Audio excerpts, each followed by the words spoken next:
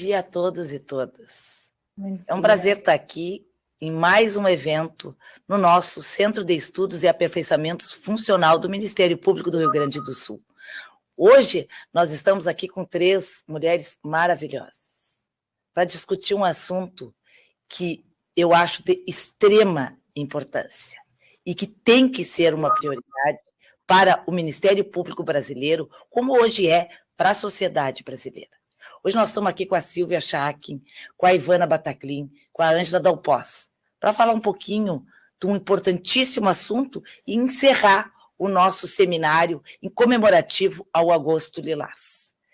Afinal, quais são os desafios e reflexões que nos impõem os 15 anos da Lei Maria da Penha? Quais são os desafios para a efetivação do combate à violência doméstica? Infelizmente, há 2 dias atrás, eu li no nosso maior jornal de circulação o aumento no feminicídio. Um índice que nós já teríamos aqui no Rio Grande do Sul conseguido baixar um pouco. E agora, este mês, aumentou em 4 vezes. A violência doméstica no Rio Grande do Sul, no último relatório do Ministério Público do Rio Grande do Sul, teve 3 vezes, a promotoria da violência doméstica, 3 vezes mais movimento que qualquer outra promotoria de justiça aqui no Rio Grande do Sul. Para conversar sobre esse assunto, trouxe uma colega aqui hoje de Porto Alegre, que é atua aqui, tem atribuição na violência doméstica de Porto Alegre, na nossa, carinhosamente chamada VD. Ângela, que é uma parceira, também que tem uma história cultural muito interessante. Ângela, muito obrigada, assim como Silvia e Ivana, por estarem aqui hoje, promovendo essa reflexão, esse debate, e juntas, contando um pouco dessa história de vocês, que sempre acreditaram na atuação no combate à violência doméstica, que hoje está tomando esse corpo, que hoje tem já nos últimos anos, nesses 15 anos, se desenvolvido, mas ainda temos muito a caminhar. Ângela, muito obrigada por essa mediação. Estarei aqui acompanhando vocês. Vou diminuir a tela. Já deixo aqui dito para os colegas que este vídeo vai estar gravado na videoteca do CEAF e também no YouTube. Muito obrigado a todos e todas e que hoje venham muitas reflexões. Bom dia a todos e a todas. Estou muito feliz de estar aqui. Agradeço a Marta esse convite honroso. Eu acho que não é por acaso que o destino me colocou na violência doméstica, porque é um tema que eu me descobri apaixonada, e a Ivana é muito responsável por isso, que nos traz sempre muitas reflexões sobre os direitos das mulheres, né? Então, também quero dar meu bom dia à Ivana, nossa colega querida, e também a Silvia, a nossa convidada, que vocês vão ver que ela tem uma trajetória maravilhosa. Eu vou falar daqui a pouquinho sobre o currículo dela. E eu acho que é muito importante esse espaço para a gente poder refletir sobre o direito das mulheres e dos 15 anos da Lei Maria da Penha, porque parece que a gente sempre esteve nesse lugar de lei mais moderna do mundo, né? Mas nem sempre foi assim. A gente já teve em situação de estar dentro do JEC, né? E a Silvia acho que vai falar sobre isso, nesses avanços, que até a gente chegar nesse lugar dessa lei, foi um caminho longo. Antes era tudo mato, né? Tivemos que ir desbravando essa floresta para chegar aqui. E isso é muito bom a gente poder refletir sobre esses avanços e os desafios daquilo que a gente ainda tem a ver no nosso trabalho, daqui para frente, né? Para onde vamos? E isso, da gente poder falar sobre esses direitos, é muito importante, porque o retrocesso também está sempre nos rondando, né? Basta ver o que está acontecendo no Afeganistão, do direito das mulheres, né? Que 20 anos de luta de direitos está em perigo porque o Talibã quer tomar o poder e as mulheres são as mais visadas, né? E eu estava ouvindo outro dia a Malala, naquele curso da PUC que está tendo, que talvez muitos estão fazendo, e ela disse o seguinte, uma frase que me chamou muita atenção. Vou ler aqui para vocês. Foi quando eu percebi que a educação era mais do que apenas ler e escrever para meninas e mulheres. Se tratava do empoderamento, da emancipação delas. Então é isso, o conhecimento nos empodera. E poder falar do direito das mulheres, quanto mais mulheres conhecerem os seus direitos, menos serão subjugadas, seja por homens, seja por quem for, porque elas poderão saber a quem recorrer, o que buscar e como fazer valer ser sujeito de direitos, né? Então, sem mais delongas, vamos ouvir a nossa convidada. Eu vou ler o currículo dela, a Silvia Shakira de Toledo Santos, é promotora de Justiça no Ministério Público de São Paulo, secretária executiva da Promotoria de Enfrentamento à Violência Doméstica e Familiar contra a Mulher do Ministério Público de São Paulo, atuando de forma especializada, né, na violência contra a mulher, mestre em Direito pela PUC de São Paulo, professora da Escola Superior do Ministério Público de São Paulo, membro da Comissão Permanente de Combate à Violência Doméstica e Familiar contra a Mulher, COPEVID, que integra o Grupo Nacional de Direitos Humanos do Ministério Público, GNDH, desde 2011. Autora da Construção dos Direitos das Mulheres, que eu quero já adquirir esse livro, que fiquei muito interessada, e também Crimes contra as Mulheres, coautora do projeto de obras e artigos relacionados ao tema da violência contra a mulher, além de articulista da revista Marie Claire. Então, Silvia, a palavra é tua, estamos ansiosos e ansiosas para te ouvir. Muito obrigada, bom dia a todos e todas. Eu queria inicialmente agradecer esse honroso convite. É muito bom estar com parceiras tão queridas, de longa data. Estou me sentindo verdadeiramente em casa, muito acolhida. Queria cumprimentar a doutora Marta Beltrani, muito bom revê-la, sempre tão atuante, cheia de energia.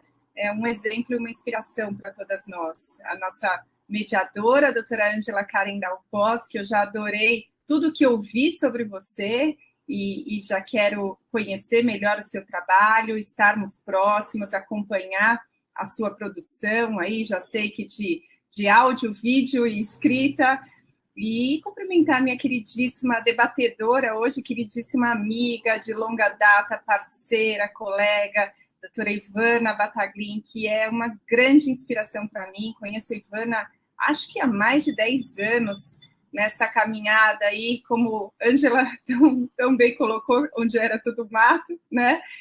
E vejo Ivana rompendo barreiras, inspirando, arrastando aí muita gente bacana junto. Eu tenho a maior admiração por você, Ivana, e isso vem de muito tempo. Então, eu preciso agradecer especialmente a você por esse convite. E eu queria parabenizar a escola, né, o CEAF, pela iniciativa desse encontro, porque refletir sobre avanços, desafios da Lei Maria da Penha nunca foi tão importante, né, considerando esse momento que nós estamos atravessando. Outro dia, o El País fez um artigo tratando a violência de gênero como uma pandemia silenciosa. Então, a gente pode imaginar que a gente esteja, de fato, vivendo uma pandemia dentro de outra, né? Uma pandemia que vem devastando o mundo, que vem deixando milhares de mortos, deixando um legado de crise política, econômica, de saúde pública sem precedentes, mas para além dessas reflexões que a pandemia nos traz, de escancarar nossas fragilidades, impotências, angústias, também evidencia no nosso país ainda mais as vulnerabilidades e desigualdades sociais, né? E principalmente para as mulheres. Porque com a ordem de distanciamento social, a gente viu o nosso país dividido entre quem pôde e quem não teve chance de se proteger, estar em segurança dentro de casa, né? E aí ficou muito claro como a intersecção dos marcadores sociais de raça, classe, gênero, determina nessas horas quem será mais penalizado não só pela exposição ao contágio da doença, mas também pelos efeitos diretos e indiretos dessa pandemia. E aí, evidentemente, a gente não está falando de uma situação nova que se apresenta e é trazida com a pandemia, mas sim de uma precarização prévia da vida dessas mulheres, sobretudo de mulheres negras, de mulheres pobres, com menos acesso à instrução, aos serviços, que acabam as colocando numa situação de maior risco, não só de morte, como de sobrecarga de tarefas domésticas, de empobrecimento, que não é distribuído da mesma maneira no nosso país, e, evidentemente, de mais violência.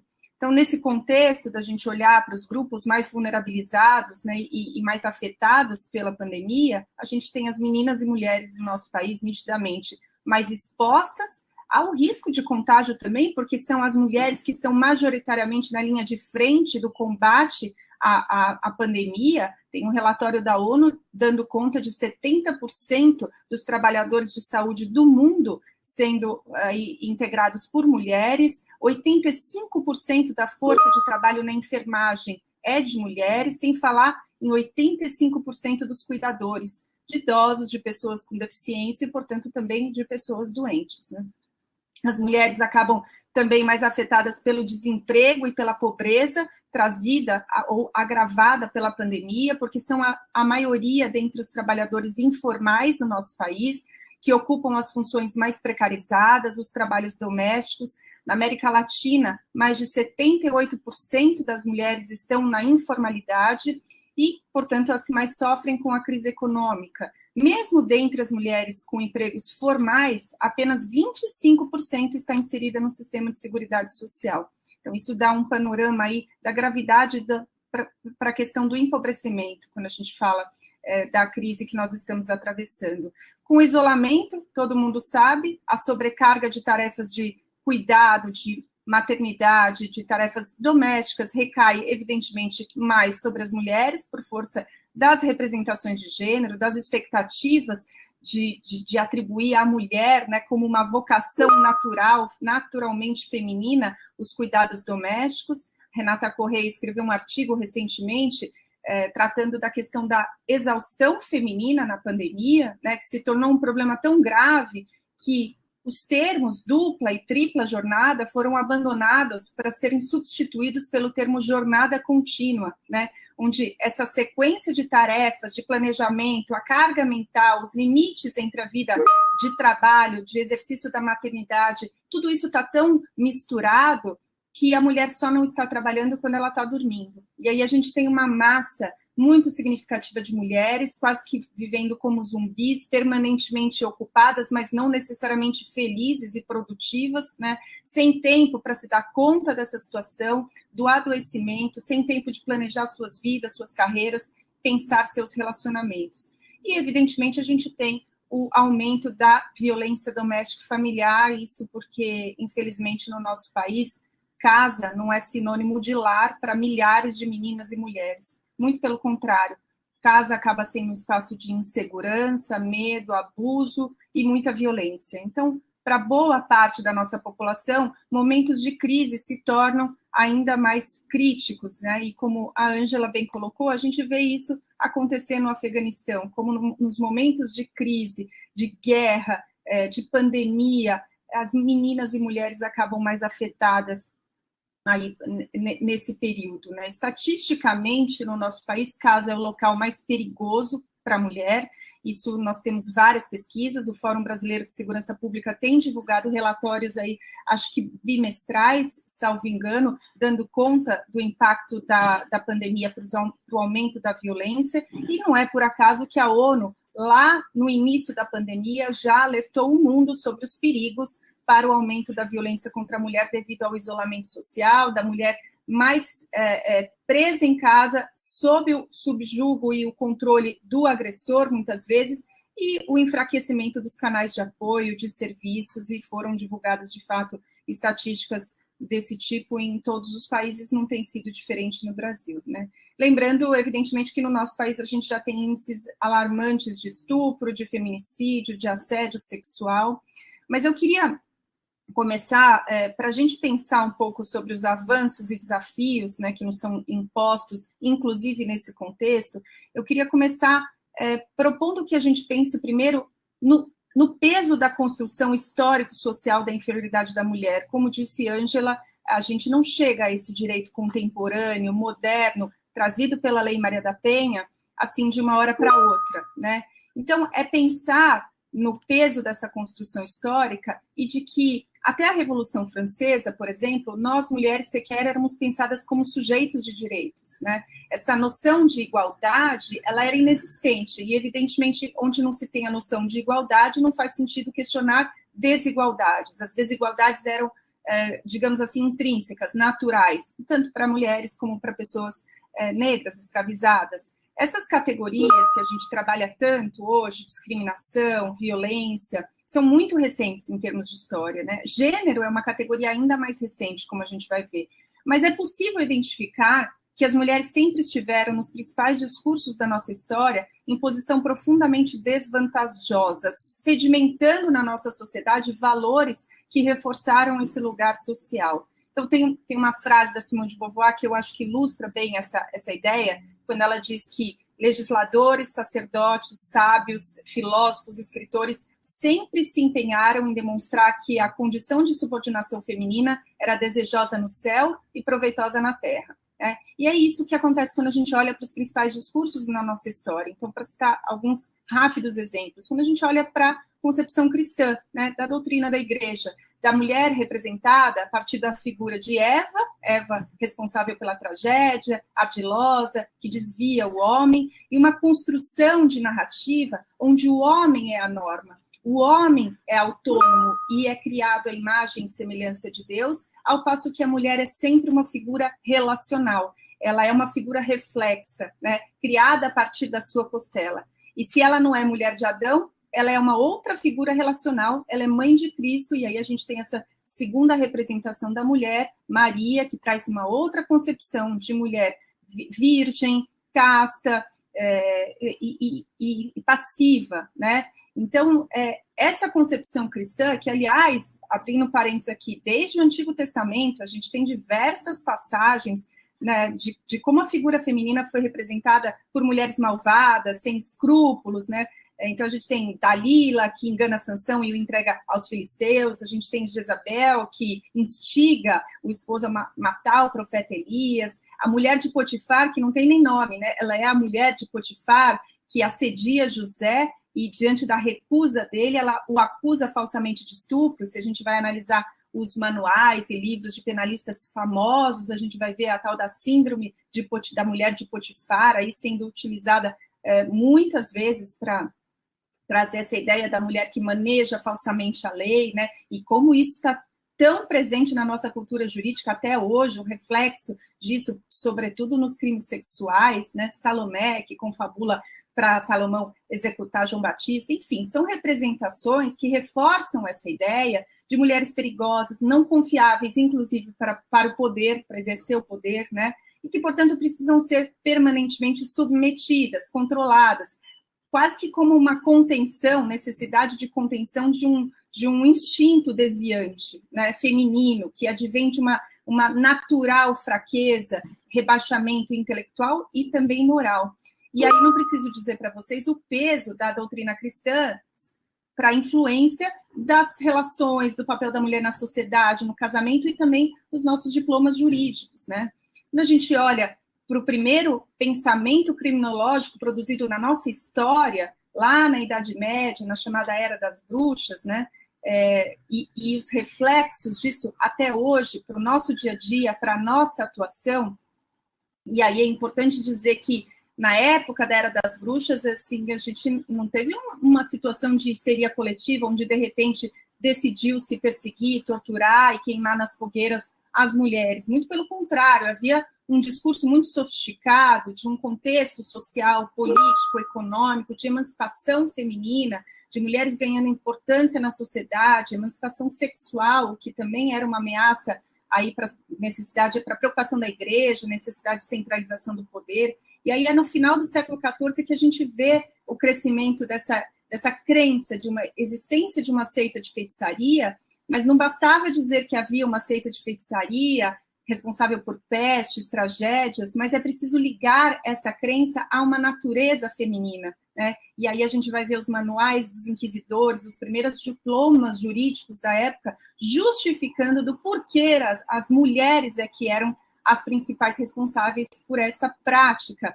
satânica. Então, a gente tem passagens aí de que a mulher é mais inclinada à tentação e por isso o demônio prefere se dirigir a elas, ou as mulheres são mais impressionáveis, as mulheres são mais faladoras e por isso propagam os segredos de magia umas para as outras, daí porque o demônio prefere se dirigir a elas, enfim.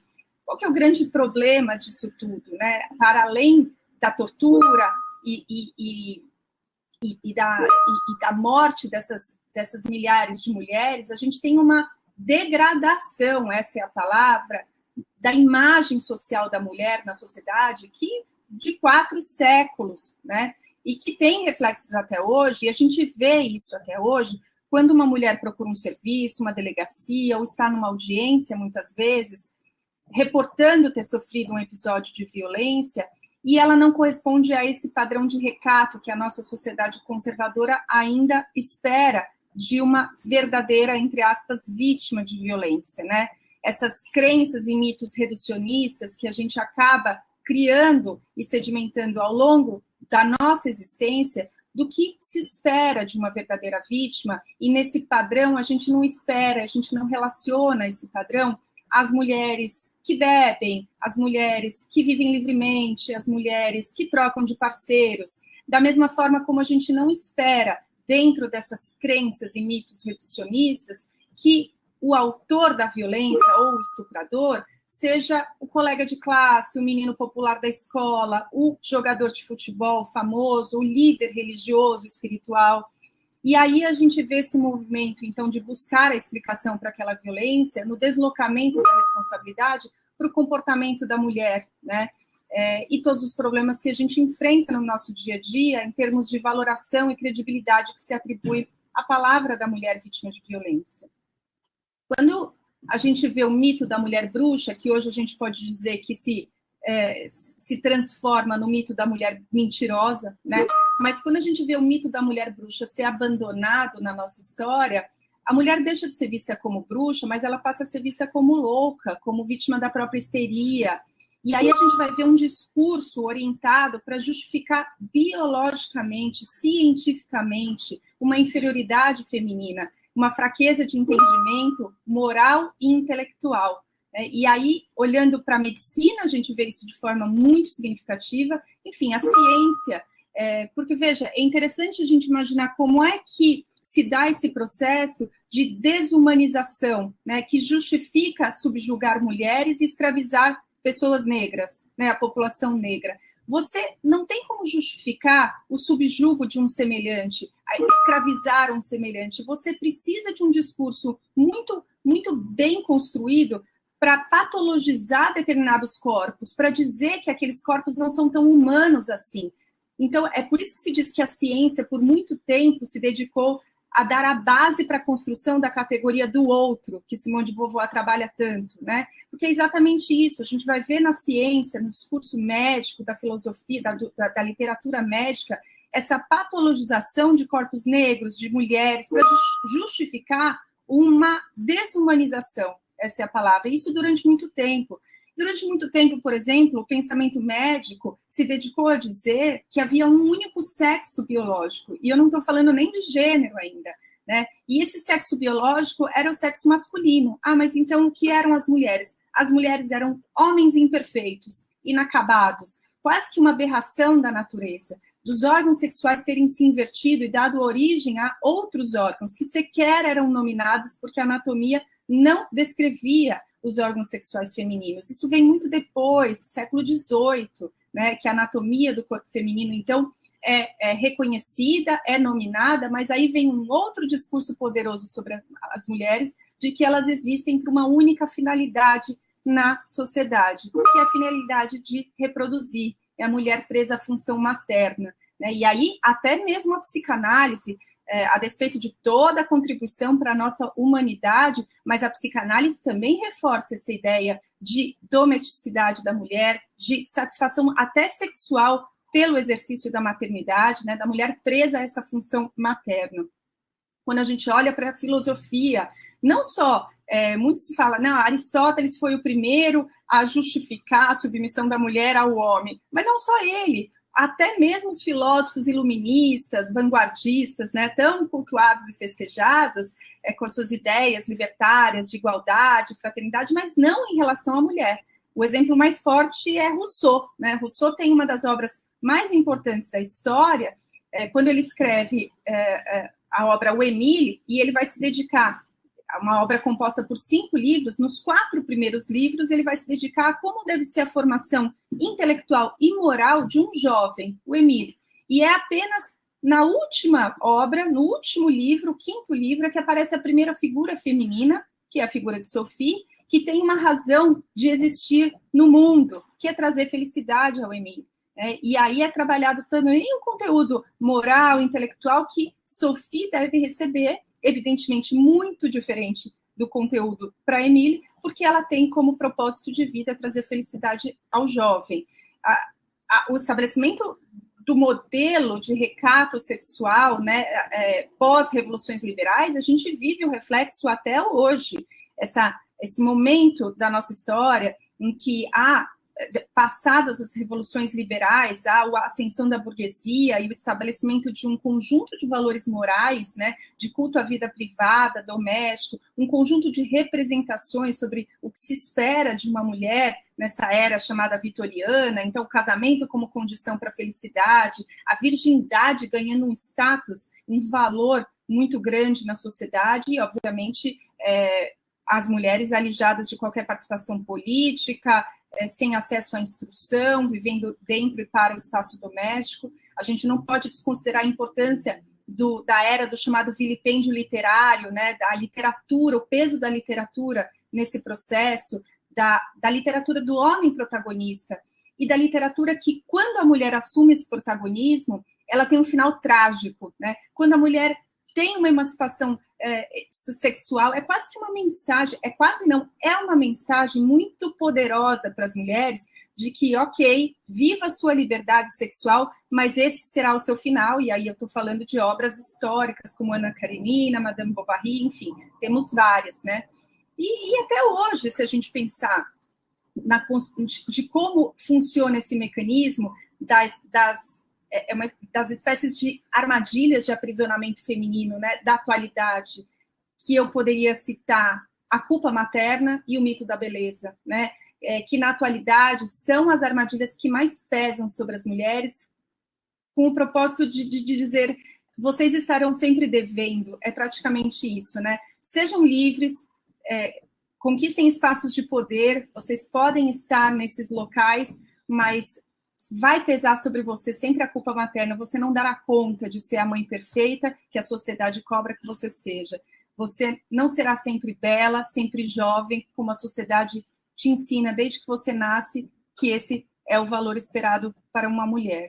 Então, claro, quando eu estou dizendo que durante todo esse período as mulheres estiveram alijadas de participação política, econômica e vivendo para o espaço doméstico, eu não estou me referindo a todas as mulheres. Afinal de contas, essa construção da inferioridade, de uma pretensa inferioridade feminina, ela é histórica também no Brasil, quando a gente pensa da colônia até a República, e pensando no que foi feito com as mulheres indígenas e mulheres negras escravizadas, exploradas na sua força de trabalho, feitas de instrumentos de prazeres sexuais, né? Sueli Carneiro é uma filósofa que tem um artigo histórico, Enegrecer o Feminismo, que ela vai tratar exatamente dessa experiência diferenciada das mulheres negras no nosso país, essas mulheres que, enquanto as mulheres negras mulheres brancas diziam que não queriam ser mais rainhas do lar, essas mulheres negras nunca foram rainhas de nada, sempre foram, ao contrário, tratadas como antimusas da sociedade.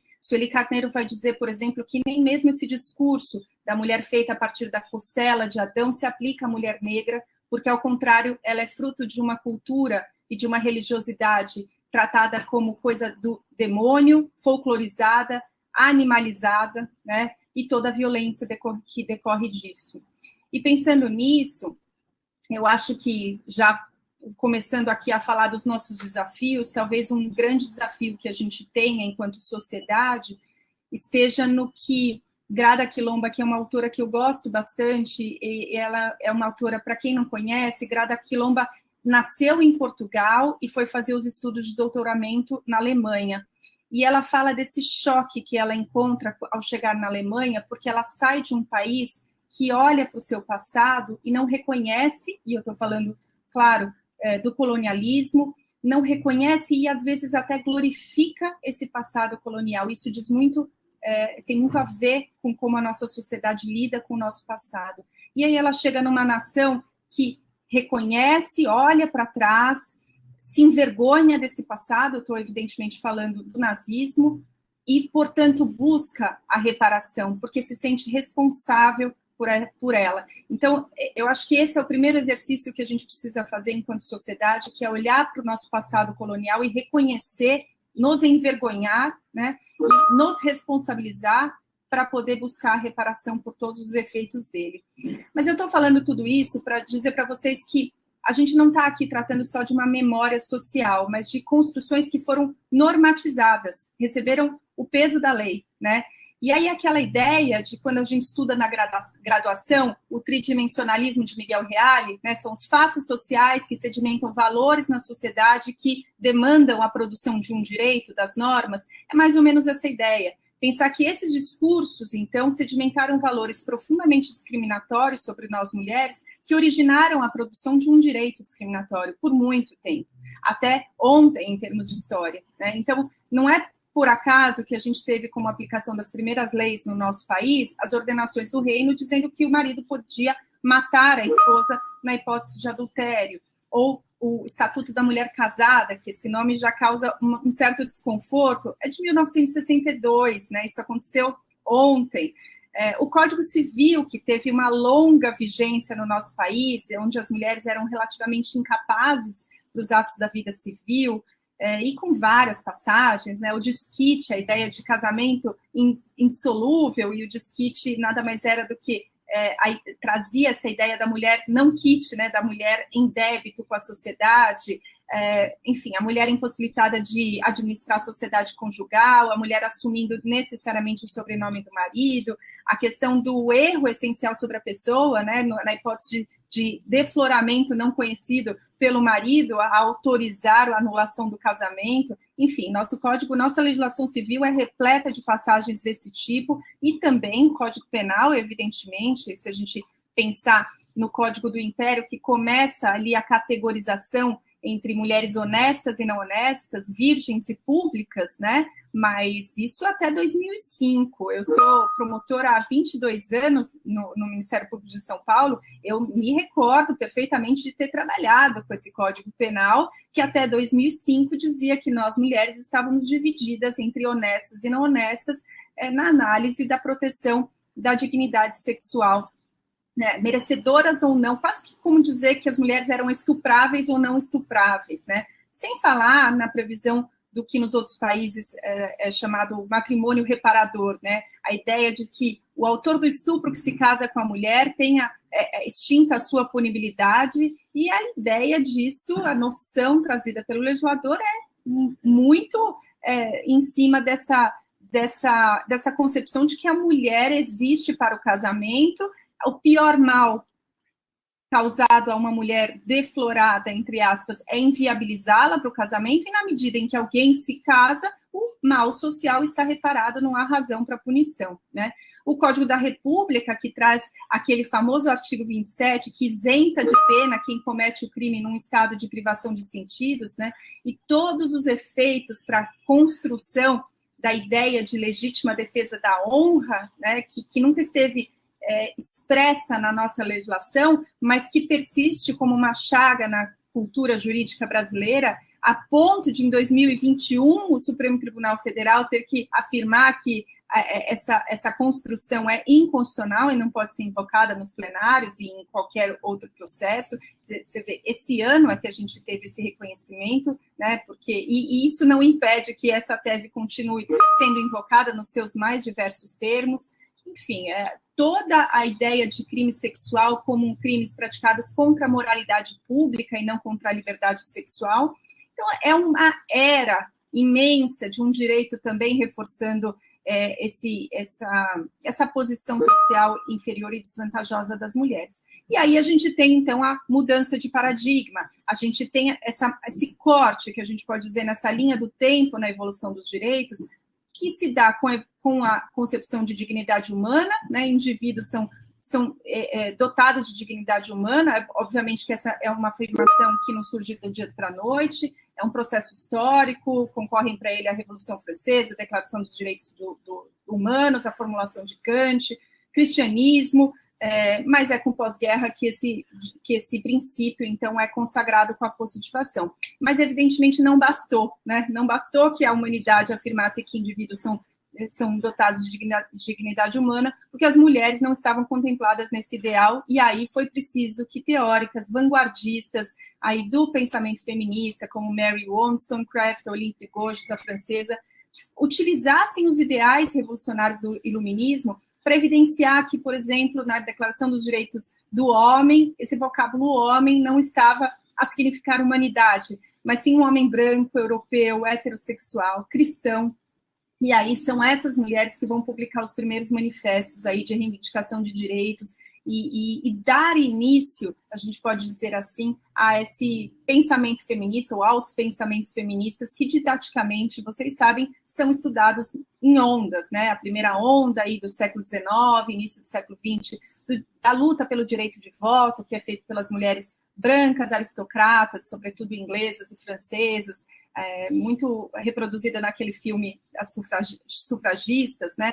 Essa luta pelo direito de voto. A segunda onda, que aprofunda mais essas reflexões sobre os papéis das mulheres na sociedade, com expoentes como Kate Millett, Simone de Beauvoir, década de 60, 70, e aí sim a distinção de sexo e gênero. E a terceira onda, que vai ser marcada muito por essa necessidade de olhar para as especificidades dos diversos grupos de mulheres, né? A ideia de crítica ao essencialismo e à universalidade dessa categoria mulher, muito representada na mulher branca, e a necessidade de trabalhar a interseccionalidade, essa ideia de intersecção dos marcadores sociais, de raça, classe, gênero, orientação sexual não hegemônica, enfim, todas essas características dos diversos grupos de mulheres, né?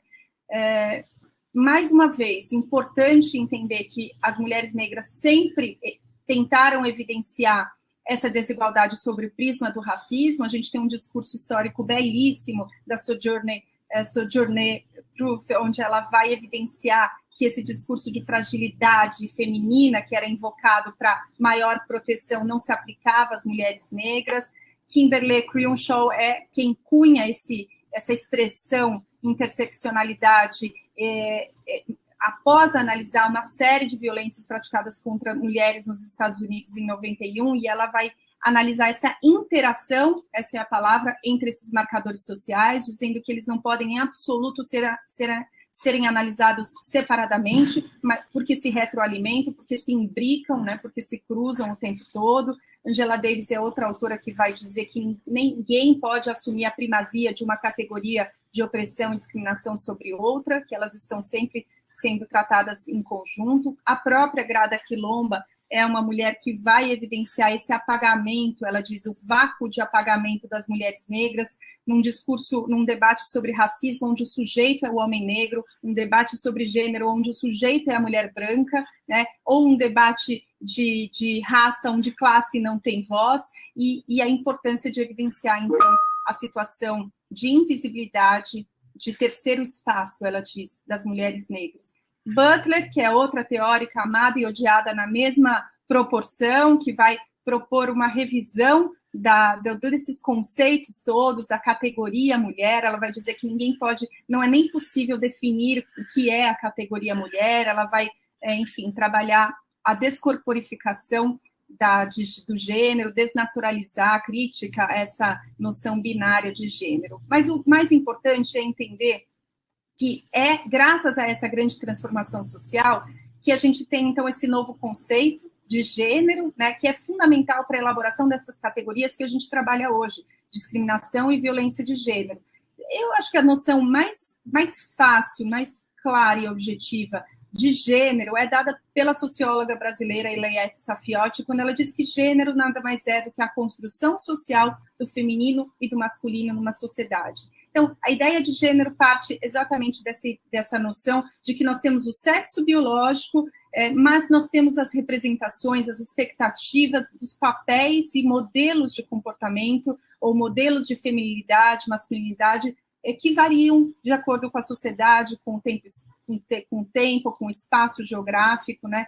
E é exatamente olhando para isso que a gente vê que, ainda que a nossa sociedade tenha evoluído tanto, ainda persistem essas cobranças de expectativas de enquadramento nesses modelos de comportamento que recebem a referência valorativa da sociedade e da própria mídia o tempo todo, onde se cobra mais do homem o papel de provedor e da mulher o papel de reprodução, onde se tolera mais a infidelidade masculina e se cobra mais a fidelidade, o papel de recato sexual das mulheres, né? Onde se permite mais, há uma tolerabilidade social maior, até um exercício de violência atrelado à virilidade, né, muitas vezes, do macho viril e dominador, que é o que se espera de um homem quando a gente fala de violência doméstica, o que não acontece em relação às mulheres, enfim.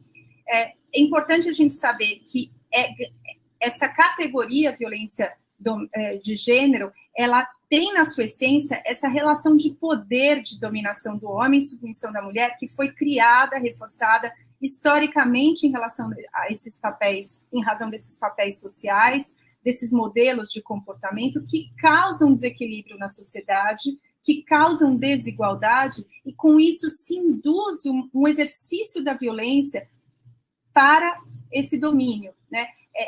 Criando essa desigualdade, você induz que, então, para o exercício desse domínio, haja violência.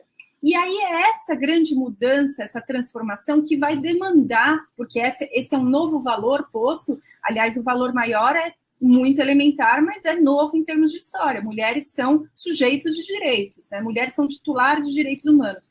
É esse novo valor que vai demandar uma reforma e um novo direito, né? Esse direito contemporâneo que a gente trabalha hoje, no nível internacional, constitucional e infraconstitucional. No nível internacional, a gente vai ter uma série de tratados e convenções internacionais, com destaque para a Convenção CEDAW e do Belém do Pará, que é muito importante. Deixar aqui, tem uma obra aqui no meu prédio que está atrapalhando esse barulho. Essa Convenção de Belém do Pará, ela dá substrato axiológico, ela fundamenta a nossa própria Lei Maria da Penha, por isso daí a sua importância.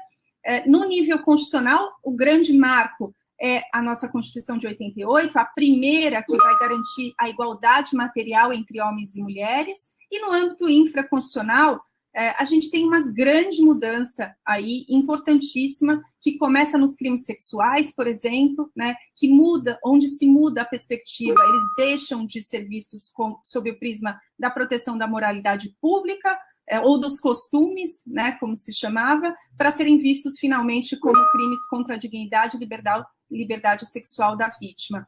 A Lei Maria da Penha, que é o grande marco mais significativo na conquista dos direitos das mulheres, uma lei abrangente, inovadora, eu quero falar um pouquinho mais adiante, antes de terminar meu tempo, e a lei do feminicídio, né, que também complementa esse movimento, evidenciando o contexto específico das mortes violentas de mulheres por circunstâncias de gênero, essas mortes que acontecem, como diz a antropóloga Rita Segato, quando a mulher viola uma das leis do patriarcado.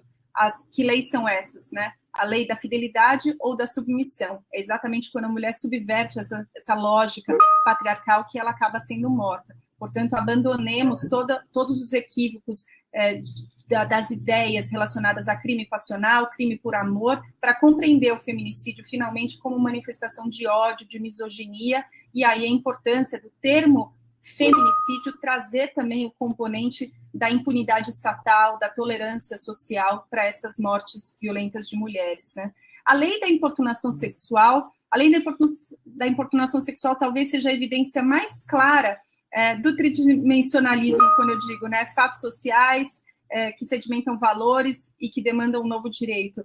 Porque, afinal de contas, aqueles casos que foram divulgados na mídia, de assédio nos meios de transporte, eles causaram um clamor social que não causavam antes, exatamente porque a gente vê a sociedade mais amadurecida e que passa, então, finalmente a compreender esse tipo de comportamento até então naturalizado como violência, como uma agressão sexual, né? E aí a grande sensação de proteção deficiente por parte do Estado é que vai clamar por uma resposta da justiça mais efetiva. A lei do stalking, recentemente, também uma adequação da legislação a essa nova dinâmica, né, a necessidade de proteção das mulheres nesse contexto, e a lei recentíssima da violência psicológica é importante e que, para nós, promotores e promotoras, vai impor uma série de desafios aí, quando a gente pensa em termos práticos de como lidar e aplicar essa lei. E aqui eu queria fazer um parênteses só para dizer, para a gente pensar um pouco nessa carga de direito punitivo no nosso país, né?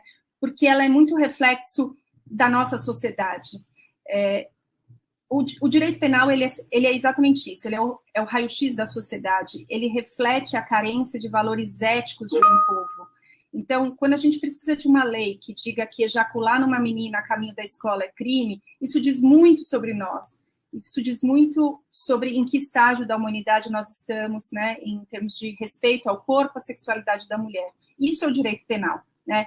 Então, quando a gente fala, nós estamos demandando direito penal o tempo todo, a reflexão que a gente precisa fazer é a carência de valores éticos e morais que o nosso povo ainda tem, sobretudo no que diz respeito ao respeito aos direitos humanos das mulheres, né? E aí, um destaque importante nesse movimento para a Lei Maria da Penha, evidentemente, né? Que, ao contrário do que se disse lá no começo, é uma lei sexista, discriminatória, mas, ao contrário, uma lei que vem evidenciar que estamos falando de violências distintas quando falamos de violência doméstica-familiar, né? Que em nenhum momento a lei quis dizer que a violência contra a mulher é mais relevante para a justiça do que contra o homem, assim como a lei do feminicídio não quer hierarquizar vidas, mas sim ela parte dessa necessidade histórica de criação de uma legislação própria, né, para a garantia dos direitos humanos das mulheres. Então, a lei vem como grande avanço para romper, a gente pode dizer, uma tradição de tolerância, de omissão estatal e social, dessa ideia muito concretizada, muito, muito fortalecida por essa ideia de que lar é um local sagrado, um espaço de não interferência do Estado, da justiça, da sociedade, né? Sem o reconhecimento de que lar, em verdade, também é um espaço onde estão ali muitas hierarquias e poderes desiguais, né? A chamada hierarquia de gênero.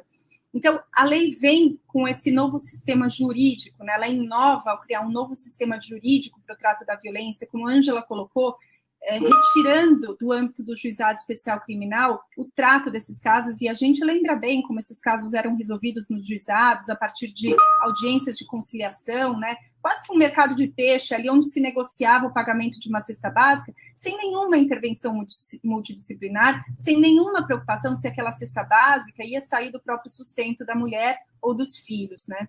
A Lei Maria da Penha traz também a grande contribuição dos mecanismos de proteção, como as medidas protetivas de urgência, né, que é uma ferramenta fundamental que hoje nós que estamos aí na lida diária trabalhamos muito, mas temos ainda o imenso desafio da garantia da efetividade dessas medidas. Em nem todos os lugares, nem todos os municípios, há a possibilidade de fiscalização e monitoramento mais efetivo do cumprimento dessas medidas, que muito acaba sendo realizado por meio das patrulhas, das rondas Maria da Penha, né, mas ainda há um vácuo muito grande nessa questão da efetividade aí das medidas. A lei dispõe sobre a importância do trabalho em rede, né, pressupõe a integração operacional de todas as instituições, a existência da rede de atendimento naquele território, naquele município, e veja, não como uma experiência comunitária, não como algo a cargo da boa intenção ou do desejo daquele gestor municipal ou estadual, mas sim com uma previsão, peso da previsão legal, né? E aí, lembrando que a existência de uma rede num determinado território, a existência e o bom funcionamento dessa rede de atendimento, dos serviços todos previstos para a mulher em situação de violência, ela está sempre diretamente ligada ao aumento ou diminuição da subnotificação, aumento ou diminuição da própria violência, né? Então, eu sempre me lembro, dou muito aula para os substitutos, os promotores substitutos que ingressam na carreira.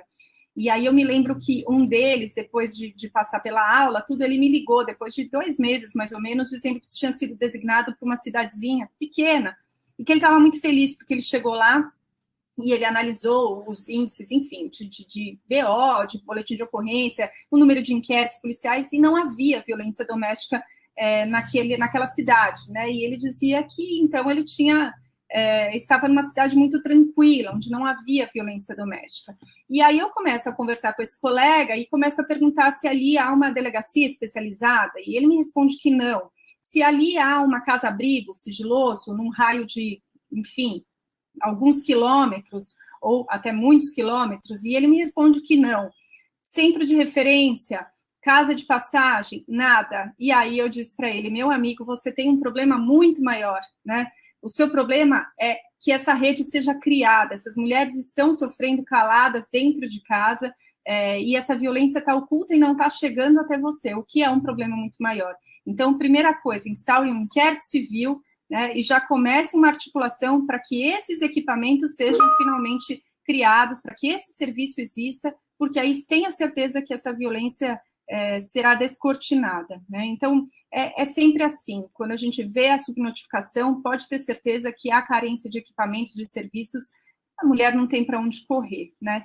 E muito importante, e eu queria ressaltar isso, a Lei Maria da Penha cria o dever de diligência para o Estado, cria um dever e prevê uma agenda de transformações de padrões culturais, transformações estruturais para o Estado no sentido amplo, os 3 poderes, né, e todas as organizações, mas ainda vou falar sobre isso. Queria também ressaltar a grande inovação trazida pela Lei Maria da Penha com o conceito de relação íntima de afeto.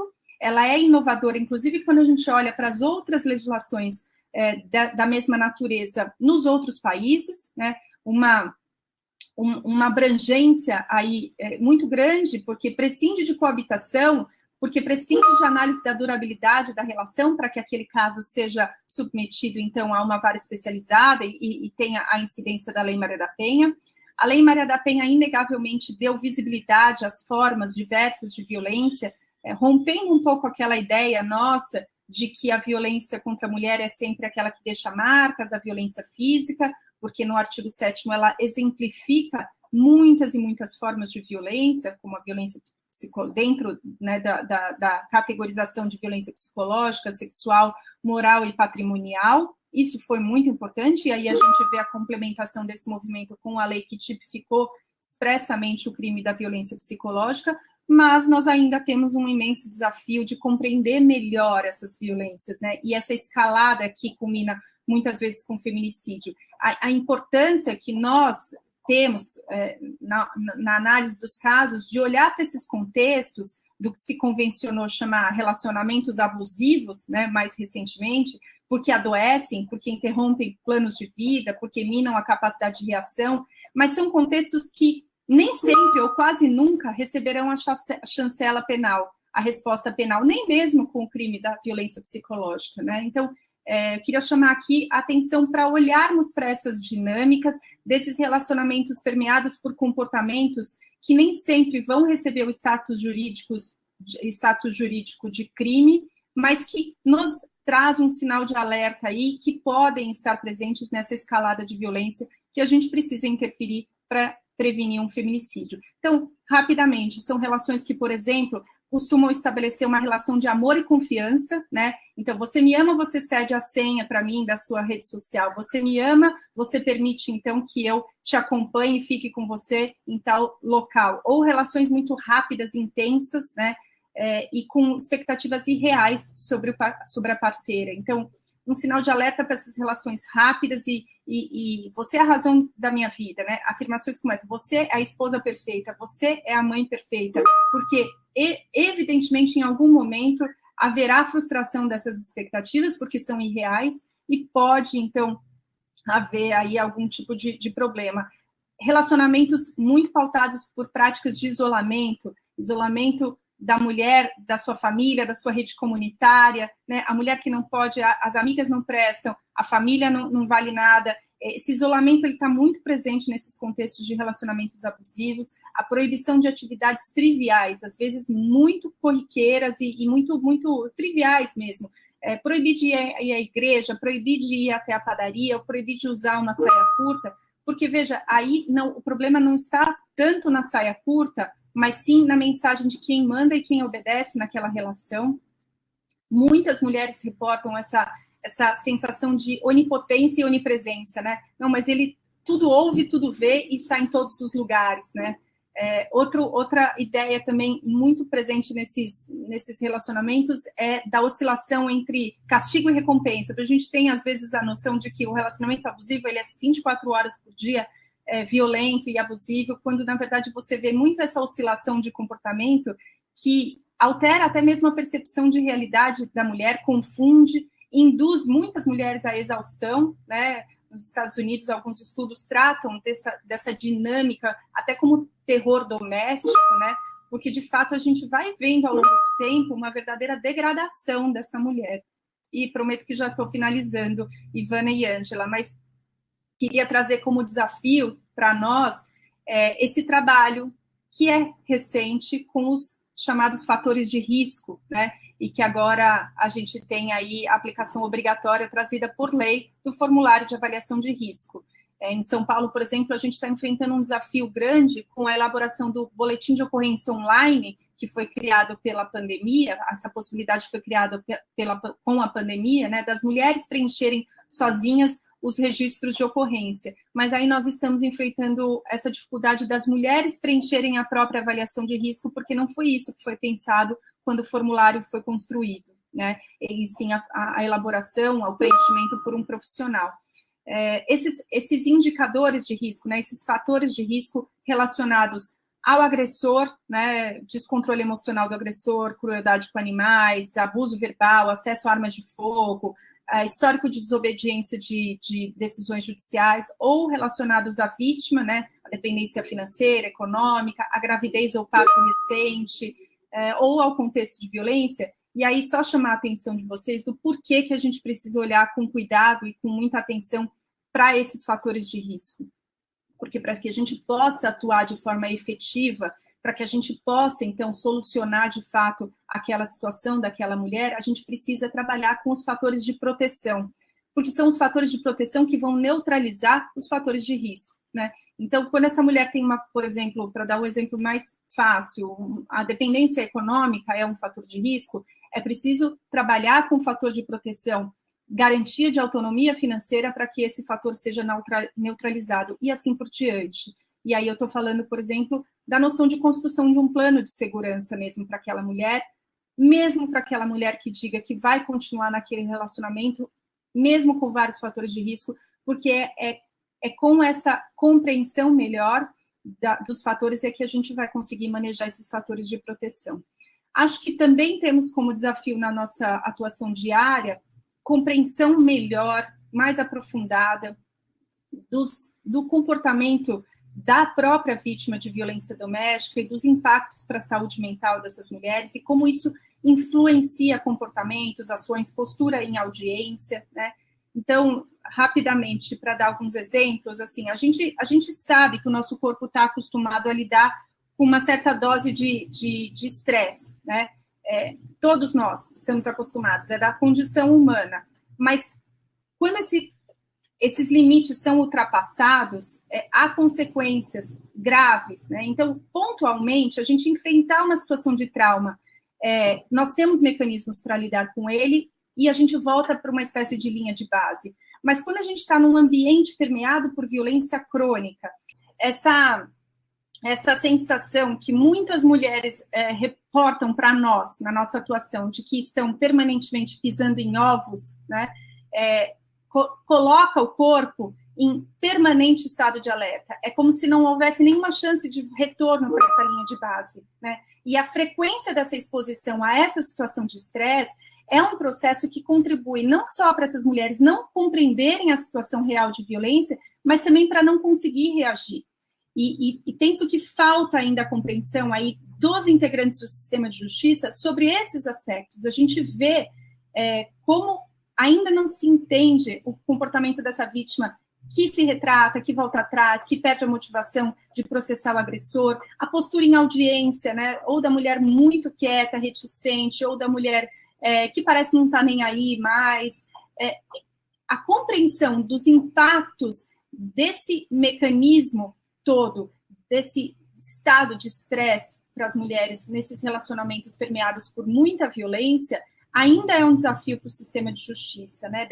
Desse chamado, aí entra a discussão do chamado trauma complexo, né? Desse corpo que trabalha em estado de alerta o tempo todo e que traz tanto a reação de recuo por parte da vítima, né? De isolamento, de transtornos psíquicos, ansiedade, depressão, mas também de comportamento nocivo a ela própria, crença de desvalor para ela própria, comportamento nocivo ao outro, agressividade, abuso de substância entorpecente, adoecimento físico, inclusive, com desenvolvimento de doenças. Então, a gente precisa olhar de uma forma mais ampla, e não só dentro dessa nossa caixinha limitada do direito, para essas situações, e de muitos casos onde se verifica a chamada ligação traumática da mulher com o agressor, né, ou do apego caótico, dessas mulheres que são vítimas de violência, mas dizem, doutora, mas ele é o homem da minha vida, ele é o único que faz meus olhos brilharem, ele é o único que desperta em mim essa paixão. Então, a gente precisa estar preparada com essa mulher que tem esses sentimentos de desconfiança, de desespero, de desamparo, e também dificuldade de lidar com todas essas emoções, essa sensação de, muitas vezes, não pertencimento, mulheres com sintomas de dissociação, muitas vezes, sem falar nas consequências para os filhos. Penso que dentro da nossa atuação, esse seja mais um imenso desafio, né? A gente acabou de acompanhar aqui em São Paulo um caso, não sei se aí no Sul ficaram sabendo, de um menino de 14 anos que matou o pai para defender a mãe de violência. E ainda persiste esse mito de que, ainda que ele seja um agressor, ele pode ser um bom pai, né? Não é. Porque quando a vítima é mãe, a violência que o agressor pratica contra ela é também contra os filhos, na medida da exposição dessa criança a cada episódio de violência, né? Então, essa é uma outra ideia fundamental para ser trabalhada. Já finalizando, um desafio imenso, e aí eu queria dar um recado para os homens que nos acompanham aqui. Um desafio que a gente tem nesse processo de 15 anos aí é a dificuldade e a resistência de engajamento masculino. É como se a questão da violência contra a mulher fosse restrita a uma questão feminina. Então, se a violência doméstica é um fenômeno social que impacta milhares de meninas e mulheres no nosso país, não há mais como, depois de 15 anos de Lei Maria da Penha, conceber qualquer alienação masculina, né? Como se diz popularmente, aquele que é parte do problema exige-se que seja parte da solução, né? Então, eu não posso deixar essa oportunidade aqui de dar um recado para os homens, que não basta se dizer contra a violência doméstica, não, eu não pratico violência doméstica, né? É preciso uma reflexão mais profunda sobre a parcela de cada um na construção desses processos, na produção e reprodução dessas relações de poder, dessas definições de masculinidade que acabam se refletindo nos índices de desigualdade e, via de consequência, de violência na nossa sociedade, né? Porque essa não é uma questão, como eu disse, de meninas e mulheres, mas de toda a humanidade. Então, entra, por exemplo, nesse contexto, o papel dos homens de repudiar, essa é a palavra, repudiar, comportamentos dessa natureza, ainda que sutis, sem receio de que isso signifique diminuição da sua própria masculinidade, né? E, por fim, e agora para finalizar mesmo, eu queria dizer que nesses 15 anos de Lei Maria da Penha, tão ou mais importante que enaltecer a luta da Maria da Penha Fernandes, que é o que a gente mais vê acontecer no aniversário da lei, é reconhecer que a legislação decorre principalmente de uma intensa mobilização dos movimentos de mulheres, né, de especialistas que souberam usar o contexto favorável da nova ordem constitucional, da democratização e também da nova ordem internacional dos tratados e convenções para promover uma movimentação político-jurídica estratégica, né, que oficializou a responsabilidade estatal na garantia dos direitos humanos das mulheres. Então, foi graças a essas mulheres desses movimentos, que foi possível a construção dessa legislação tão abrangente, tão inovadora e moderna, que contempla todas as mulheres, independentemente de raça, de crença, de religião, de orientação sexual, cultura, nível educacional, né? E que foi capaz de mudar, de fato, o paradigma de tolerância no trato da violência contra a mulher. Nesse aspecto, eu acho muito feliz a definição da doutrinadora Fabiana Severi, aqui de São Paulo, que ela diz que a Lei Maria da Penha é um projeto jurídico feminista, né, porque ela cria parâmetros para a construção das políticas públicas nas 3 esferas de poder e garante esse dever de diligência do Estado nessa agenda de transformações de padrões culturais e estruturais necessárias para um reposicionamento da mulher na sociedade, né? Então, a ideia é essa. A Lei Maria da Penha traz o conceito de justiça social na sua origem, isso não pode ser desconsiderado. Isso significa dizer que a resposta para o fenômeno da violência doméstica não está só na criminalização, mas sim nesse reposicionamento da mulher na sociedade como forma e estratégia de prevenir a violência. Então, a violência doméstica, segundo a essência da própria Lei Maria da Penha, está diretamente relacionada a essa desigualdade construída historicamente. Isso, por exemplo, justifica a legislação ter obedecido uma ordem de prioridade. Quando a gente olha para a Lei Maria da Penha, há uma ordem ali dos artigos, onde ela nitidamente prioriza, ao longo desses artigos, quais são as agendas de transformações necessárias que vão garantir às mulheres educação, trabalho, saúde, lazer, alimentação, como estratégia para afastar da violência. Então, são, evidentemente, ao meu ver, simplistas e ineficazes todas essas iniciativas que se limitam a buscar elevação da pena para crimes de violência doméstica, né? Como resposta única para coibir e prevenir essa violência. É claro que eu não estou com isso querendo dizer que os nossos crimes têm uma pena adequada e que sejam suficientes e que o direito penal não tenha que ser manejado de forma efetiva para coibir esses crimes. O que eu estou querendo dizer é que a resposta para o enfrentamento à violência que a gente precisa não está, segundo reconhece a própria Lei Maria da Penha, exclusivamente na esfera penal, né? E, infelizmente, ainda que essas iniciativas partam de boas intenções, o que eu vejo é que elas acabam criando uma verdadeira cortina de fumaça, né? Que vem escondendo a falta de iniciativa, investimento e na implementação das políticas públicas previstas na Lei Maria da Penha. Então, eu queria finalizar com essa mensagem de que reduzir o objetivo da Lei Maria da Penha a essas políticas de controle de criminalidade não vem atendendo às expectativas de proteção que as mulheres no nosso país precisam, principalmente num país como o nosso, onde as mulheres aparecem nas estatísticas de mais impacto do déficit habitacional, insegurança alimentar, desemprego, pobreza, para citar alguns exemplos. Então, que nesse aniversário da lei a gente possa enaltecer essa verdadeira essência da Lei Maria da Penha, essa origem na história de luta das mulheres para a garantia dos direitos humanos e repudiar um pouco essas respostas fáceis que só vêm servindo para acomodar esses gestores municipais, federal e estaduais que se recusam a cumprir essa agenda de transformações que lhes foi incumbida lá em 2006. Com isso, eu termino pedindo aqui 1000 desculpas por ter invadido um pouquinho do tempo, mas espero ter trazido algumas contribuições, Ivana, Ângela, e agradeço imensamente o privilégio dessa manhã com vocês. Silvia, uau! Nossa, eu estou arrepiada aqui, acho que os colegas que estão assistindo estão todos encantados dessa tua aula de história e trazendo todo esse caminho, né, para chegarmos até aqui.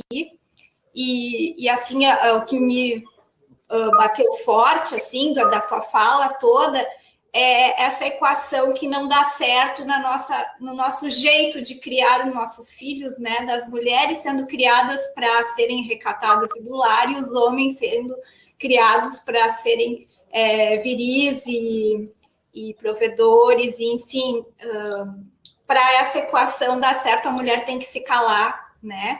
E por isso, então, a gente tem mesmo a violência, isso fica muito claro, assim, nessa construção do feminino, que é de um jeito a favorecer que as coisas fiquem como estão, com o domínio do mundo masculino, né, desses espaços. Então, a Lei Maria da Penha vem, assim, para dizer para todos nós que a violência contra a mulher não é um problema da vítima, é um problema da sociedade, né? Que nós temos que se meter, sim, que nós temos que não aceitar e então meter a colher, né? Nessas questões.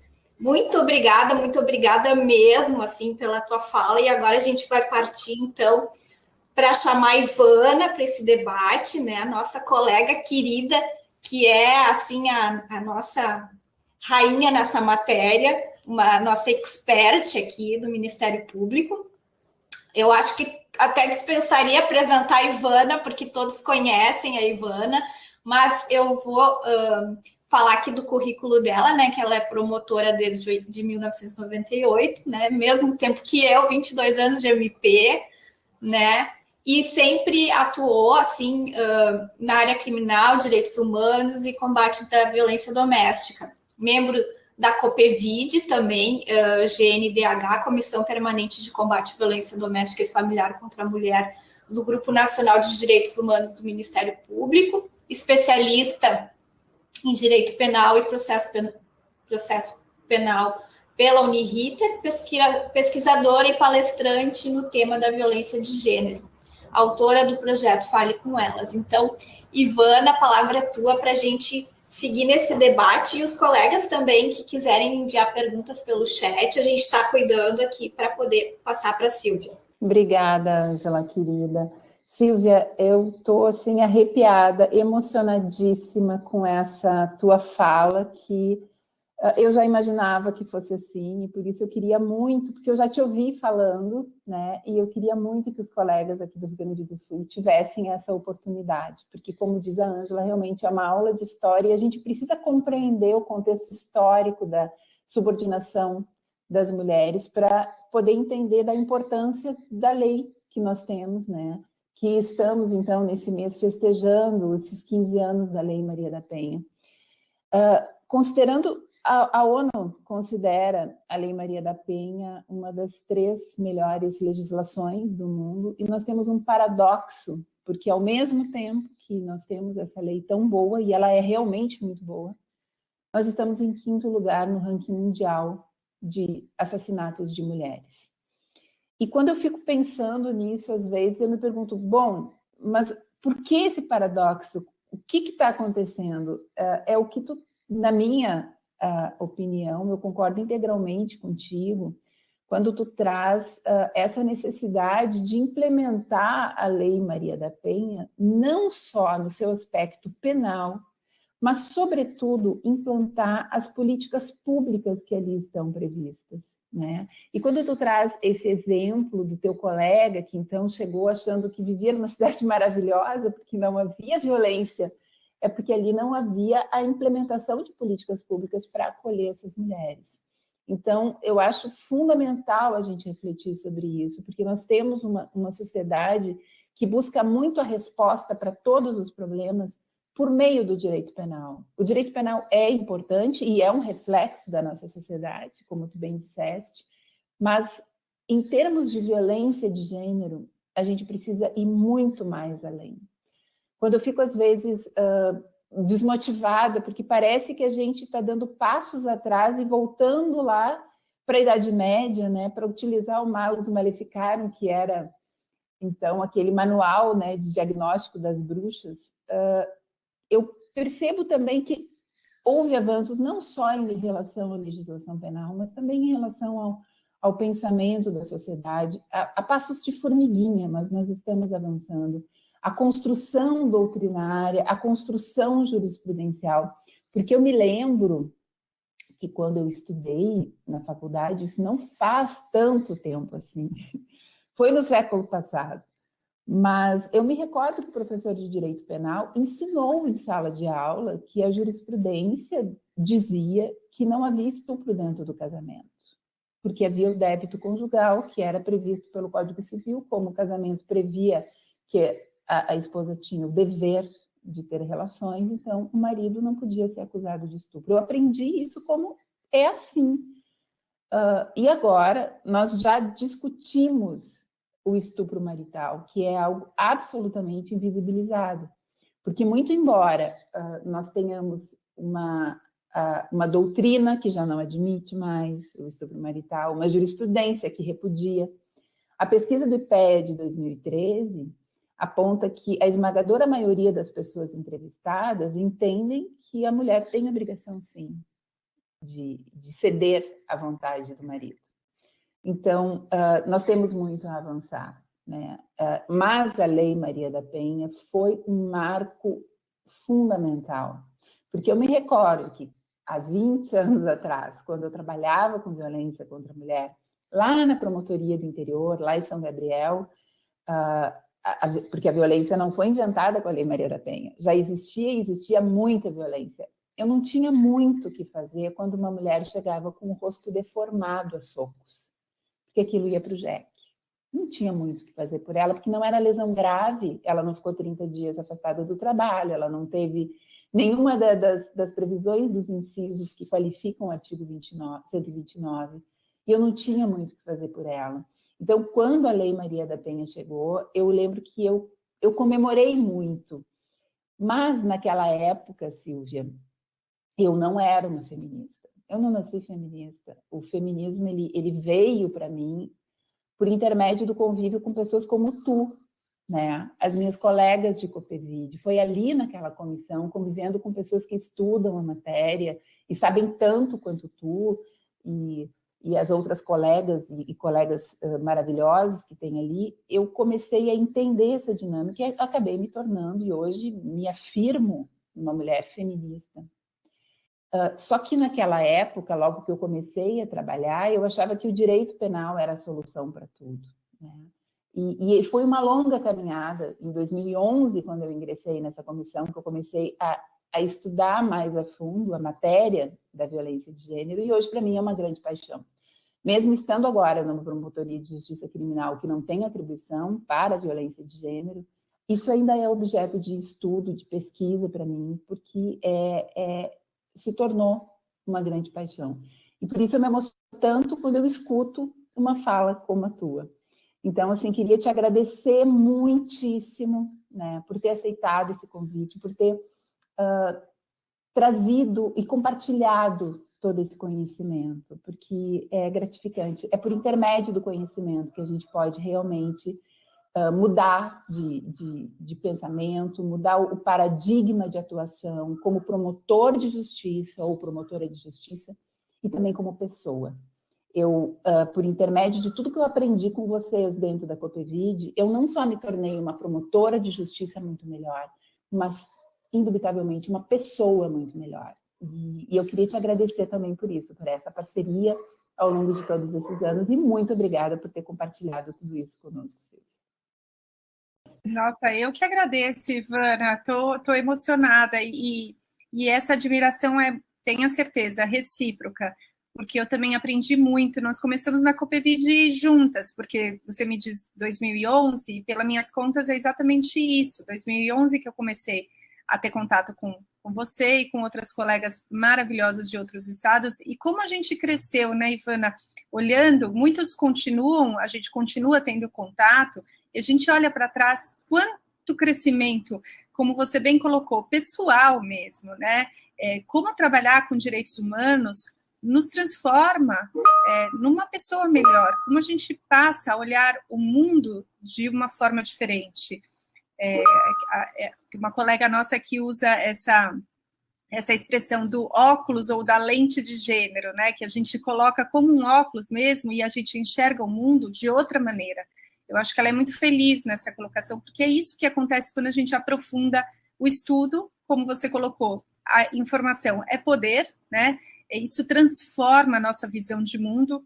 E hoje, olhando para trás, eu era outra pessoa, lá em 2011, quando começamos, e acho que houve um crescimento, um amadurecimento de todas e todos nós nesse processo, e um amadurecimento coletivo, onde um fortaleceu o outro, os conhecimentos foram partilhados, os aprendizados, sempre muito respeitosos, e nossa, eu acho que esse trabalho, ele deve ser exemplo em cada estado, em cada instituição, de como esse amadurecimento e essa construção tem que ser coletiva, respeitosa, e como isso é um benefício para todos e todas nós, né?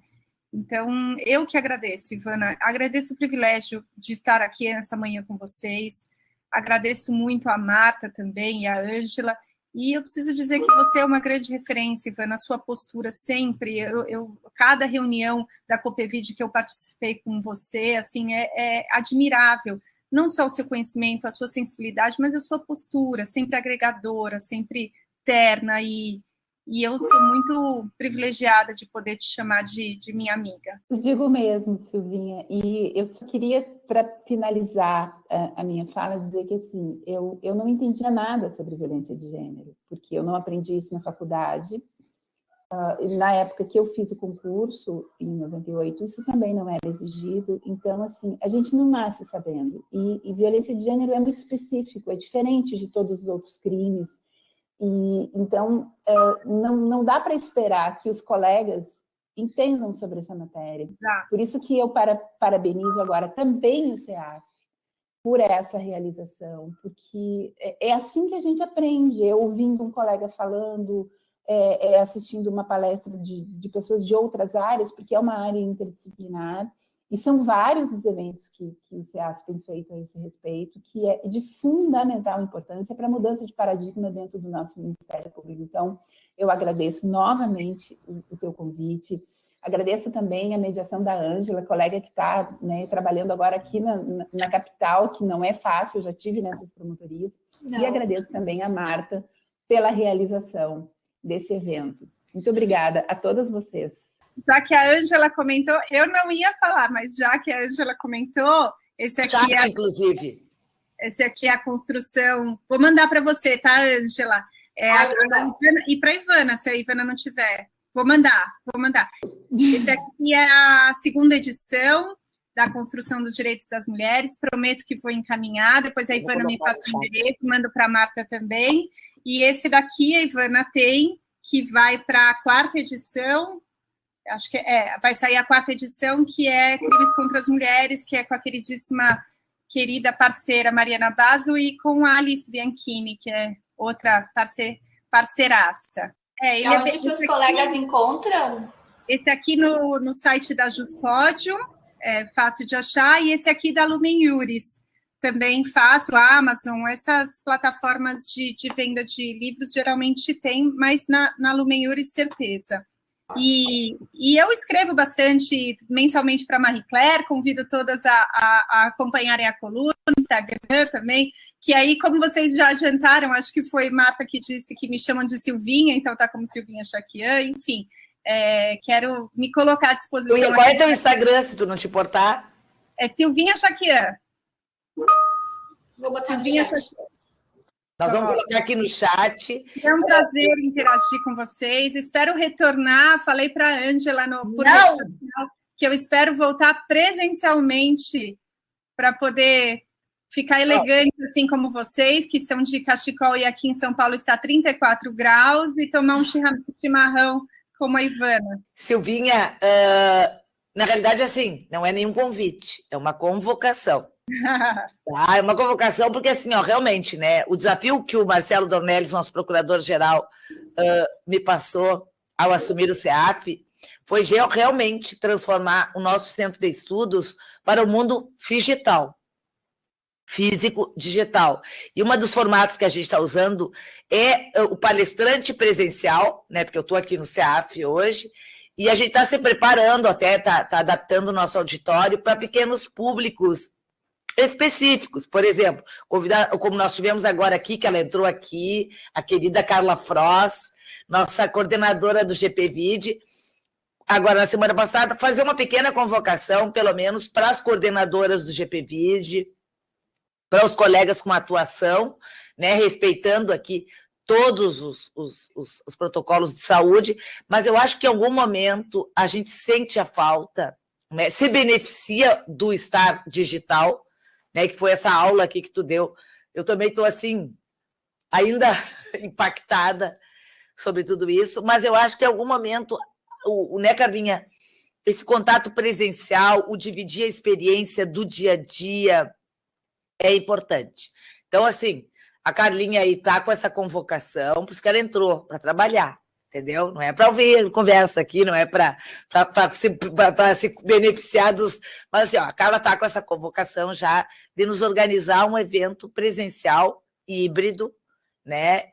Podemos fazer junto com outros CEAFs, né? Para divulgar um pouco para outros CEAFs, mas a gente fazer o evento. Nós temos um auditório para 650 pessoas, que eu teria como colocar os especializados na violência doméstica sem o mínimo preocupação com o contato pessoal. Seria a nossa convidada oficial, é só marcar a data.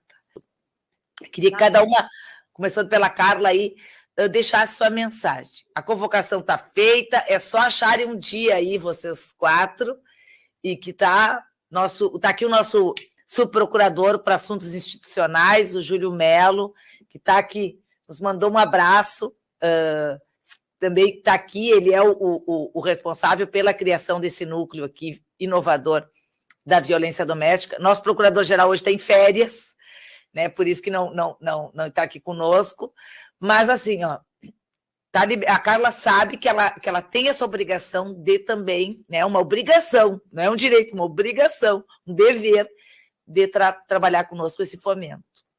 Tá? Carlinha, começa por ti. Marta. Pode ter certeza que estamos à disposição. Não só eu, enquanto coordenadora, mas todas as integrantes dos núcleos das regiões administrativas. Mas bom dia a todas, então. Silvia, foi um prazer enorme te ouvir. Eu ainda não tinha tido essa oportunidade, mas a Ivana, né, já tinha me garantido que seria um sucesso essa tua fala, e realmente foi. Foi muito bom mesmo para todos nós, tenho certeza que os colegas aproveitaram muito, e uma coisa que me chamou a atenção, que eu acho extremamente importante, foi quando tu falaste da gente ter que sair um pouco fora da caixinha, né? Sair fora da caixa. Nós estudamos, sim, direito penal, processo penal. Nós tivemos recentemente a criação de novos tipos penais de extrema relevância para a nossa atuação, para o nosso dia a dia. Mas nós também precisamos saber ouvir as vítimas, nós também precisamos falar sobre revitimização, de como evitar esse tipo. Nós precisamos saber acolher essas mulheres, saber auxiliar essas mulheres a romper esse ciclo de violências, que a gente sabe que não é uma decisão fácil para a maior parte delas. Então, muito obrigada pela tua fala, muito obrigada por ter aceito o convite. Um agradecimento à minha querida Ivana também pela fala dela, minha inspiração sempre.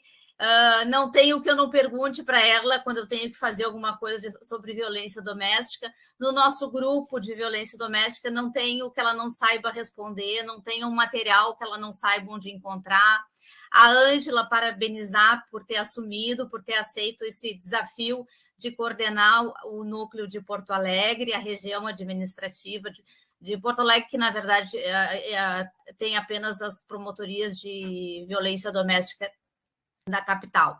E a Marta, por essa nossa grande jornada esse mês, Marta, nesse agosto lilás, mês que se comemora o aniversário da Lei Maria da Penha, esses 15 anos.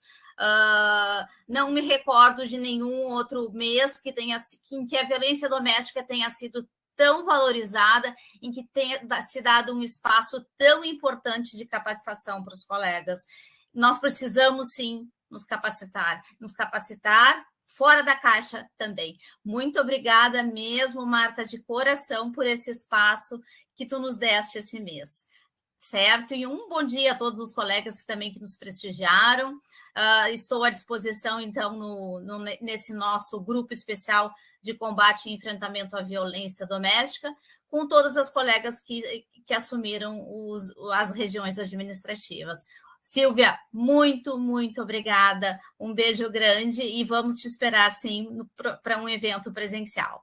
Obrigada a todos. Eu vou ler aqui que uma colega escreveu, a Fernanda Duarte Bernardes, ela colocou excelentes reflexões da doutora Silvia, uma aula de história. Lembrei de uma outra frase da Simone de Beauvoir: basta uma crise política, econômica ou religiosa para que os direitos das mulheres sejam questionados. Estes direitos não são permanentes, você terá que manter-se vigilante durante toda a sua vida.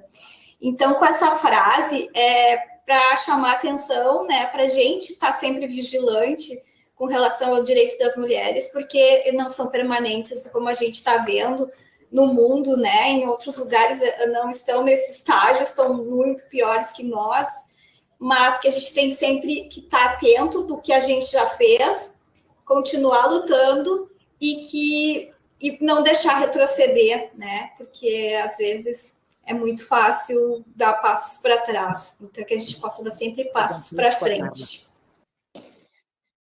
Queridas, eu estou tão feliz de estar aqui com vocês. E eu só queria encerrar dizendo uma frase de um autor moçambicano que eu amo de paixão, que é o Mia Couto, em que ele fala que quem vive num deserto tem sede de caminhos. E eu acho que é isso que as mulheres vítimas de violência sentem. E nós precisamos ser um dos caminhos, talvez o mais importante para essas mulheres. É isso que eu concito a todos os colegas que estão com a árdua missão de trabalhar na violência doméstica. Um beijo para todos e todas.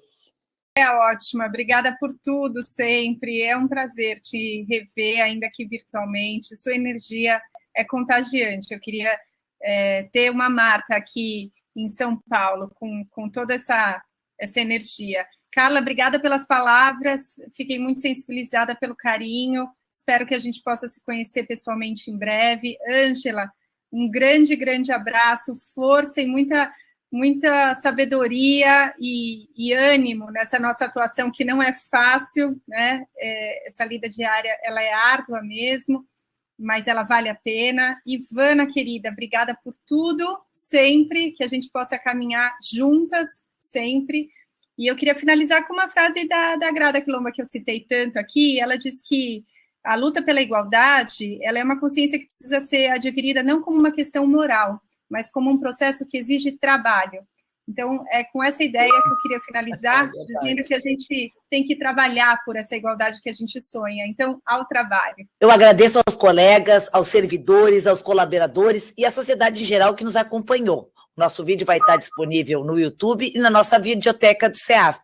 E eu aproveito para convidar os colegas para amanhã estar aqui conosco, uma matéria não menos importante e que também se trabalha, que é a necessidade da busca ativa, para que as crianças, nossas crianças na pandemia, não voltem à escola. Vai estar aqui o Centro de Apoio da Infância e Juventude, Cível e Sucessões e Educação, trazendo um grupo multidisciplinar, junto com, com vários atores dessa rede, nós vamos trabalhar sobre este programa importantíssimo, que é a busca ativa. Aguardo vocês todos amanhã e convido nossas palestrantes para ir para a sala de apoio para nós fazer aquele feedback e combinar aquele próximo evento. Um beijo a todos e todos.